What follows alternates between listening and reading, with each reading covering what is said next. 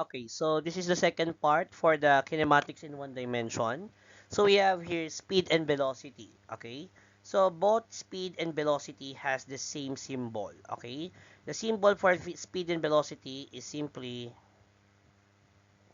V, okay? So V and V, okay? Small letter V actually. So if speed, wala po tayong arrow. Pagka velocity, we have an arrow, okay?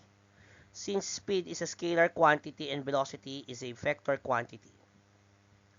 Okay, so whenever we compute for the speed, average speed, distance over time elapsed.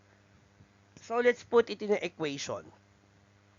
So the equation would be V is equal to distance travel, that is distance or D over time. Okay? So in some cases, same lang yan sa V is equal to anong distance? X naman. And time elapsed, gagawin natin triangle T or delta T. Okay? So pwede pa ma-expound dyan into X over T sub 2 minus T sub 1. Okay. Pare-parehas lang yan. Okay? So, yung rule ng triangle, so para madalian kayo, so whenever we are having three variables, let's say we have here speed. Okay, may speed tayo, meron tayong distance and time. So I use this equation simply D sa taas. Okay. So if we're looking for D, we just multiply V or the speed times time. If we're looking for B, we divide D over T. And we're looking for time, we divide D or distance over V. Ganun lang po. Same goes sa velocity. So speed is a total distance traveled along its path divided by the time it takes to travel this distance. So since ang distance ay merong SI unit na meter, ang time ay may second, therefore ang kanyang SI unit ay meter per second. Same lang sa velocity.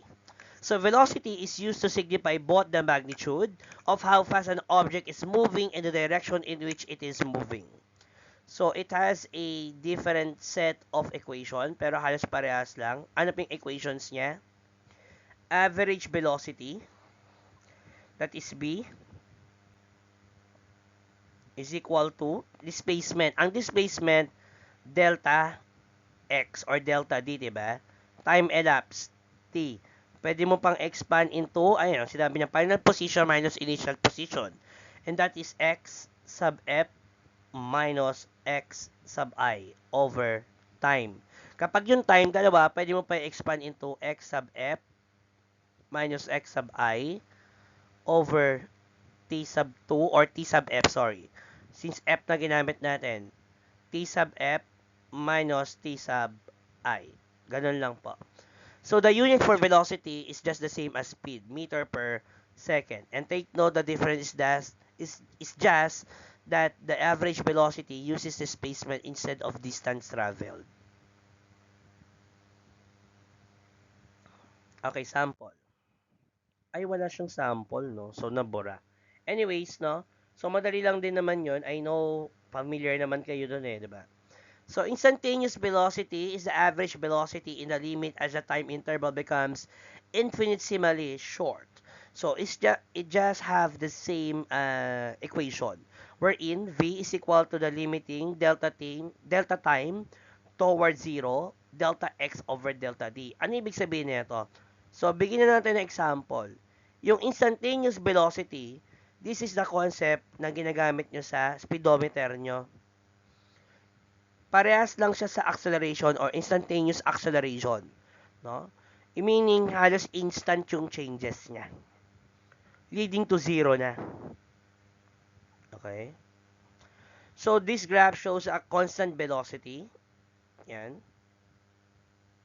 And the varying velocity. Nagbabago. Ibig sabihin. Okay? Comparing to the average velocity na dapat nandito. Nagbabago. Pero minimal lang yung changes niya. Okay? Kasi sabi dyan, the limit as the time interval becomes infinitesimally short. Kung titignan nyo yung time, nagbago siya dito. Ayan, no? 0.1, 0.2 millisecond lang ang difference. That is instantaneous velocity.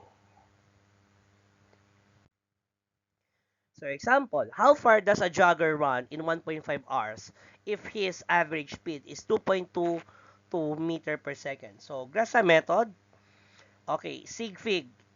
We have 3 sig fig here and 2 sig fig. So the final answer must contain two significant figures.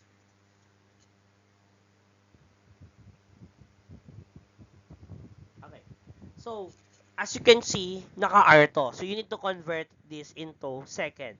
So, we already know that for every 1 hour, there is 60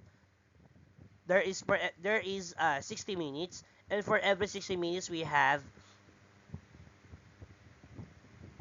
sorry, correct ko lang. For every 1 hour, we have 60 minutes. And for every 1 minute, we have 60 seconds. Okay? So, we can use this table.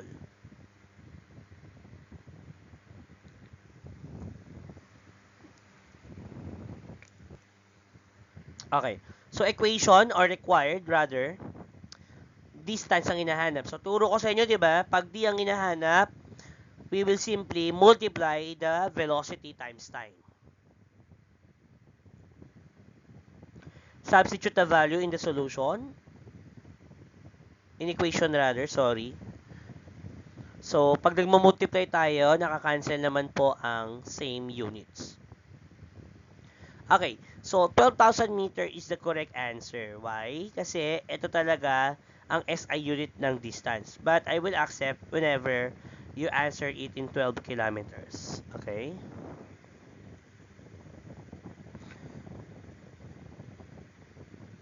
Okay, so you may pause the video or recordings. Okay. Acceleration. Acceleration is the rate of change of velocity. So it has a formula or equation of acceleration. So in some cases, pag may average kasi, naglalagay tayo ng bar sign sa taas. Okay? Is equal to change of velocity. O, change. Pag may change, diba, turo ko, mayroong delta. Anong velocity? V. Over time elapsed. So, pwede ring triangle or delta, then T. So, can we expand this formula? Yes. Pwede rin po siyang maging ganito. B sub F minus B sub I over T sub F minus T sub I. Anong unit ng velocity? Meter per second. Ang time elapsed ay second. That's why the SI unit for acceleration is meter per second square. And it is a vector quantity. Okay?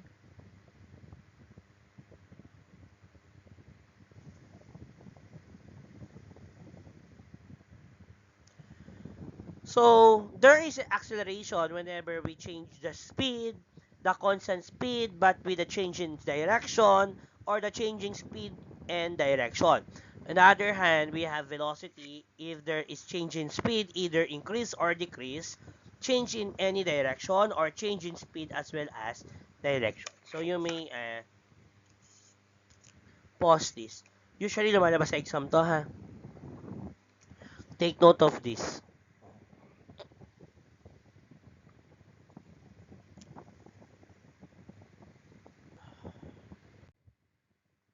Okay, same lang yan. Tinuro ko lang yung derivation ng formula. Okay, pwede rin naman ang acceleration ganito. Vector quantity rin naman kasi yan eh. Pwede naman. Kaso average yung ginamit niya. Okay.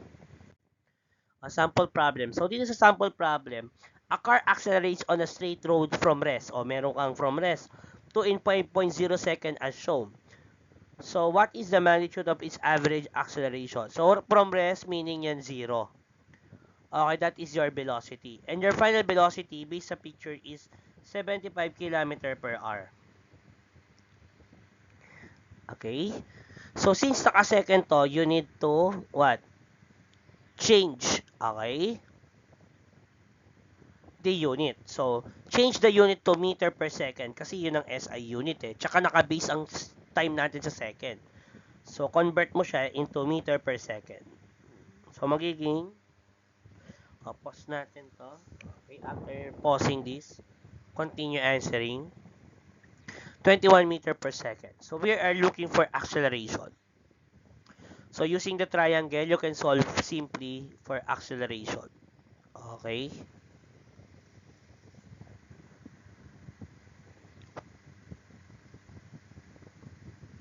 Okay. 21 meter per second over 5.0 second. So the answer would be, okay, ano mangyayari pag nagde-divide tayo, nakukuha natin yung unit. Kaya magiging meter per second squared. So the answer is 4.2 meter per second squared. So why 2 sig fig? Kasi po, 2 sig fig to. Ito lang naman ang given mo na nasa word problem.